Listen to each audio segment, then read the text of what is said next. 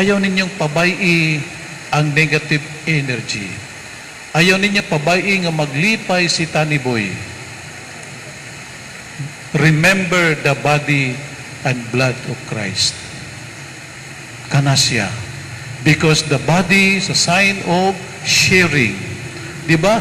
Sa Ebanghelyo karon sa panihapon ni Kristo, gipikas-pikas niya ang tinapay o kahuman, pagpikas-pikas, timo.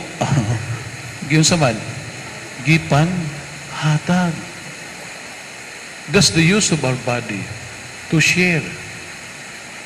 O ikaw magkupa, gipapanginom, gitagayan ni Kristo ang iyang mga disipulo.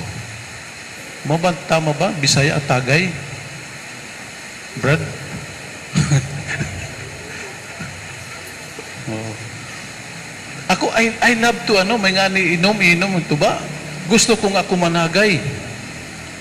Ay, yung mga tao, dili ambot di man magpatagay sa pare. Ay, Padre, ayaw na, kami na lang, ayaw tagay. Oy, sagrado ito.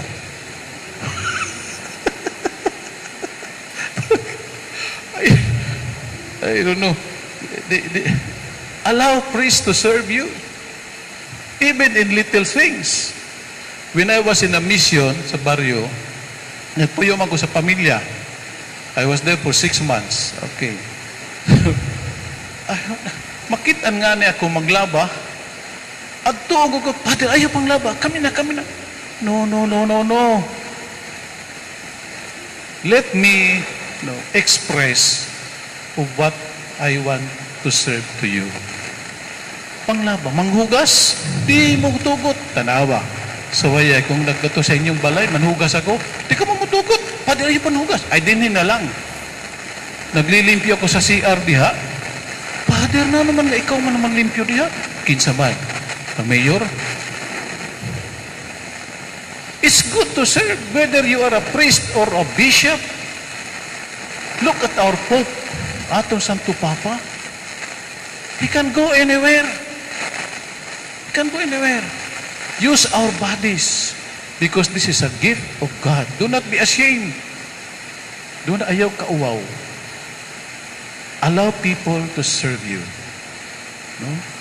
So, ang atong sa ulog sa misa, usa nga pagpasalamat sa Ginoo na pingaagi sa iyang lawas o dugo na kalwas kitang tanan. Gipanggagod kita kay paghungit. Unfortunately, kay pandemic man, pero nindot ang gihungit. Lawas ni Kristo, ang uban mo tubag, salamat. Dili, amen ang tubag, kay ang amen nga ni, it's more than thank you. Ibig sabihin, I accept you as my God, and I will also serve my life to others. That's amen. Pero kung mayroon ka lang nga thank you, wala. But when you say amen, Lord, with my whole heart, I accept you as my Lord and my God. Make me an instrument with my body and blood to others. Amen.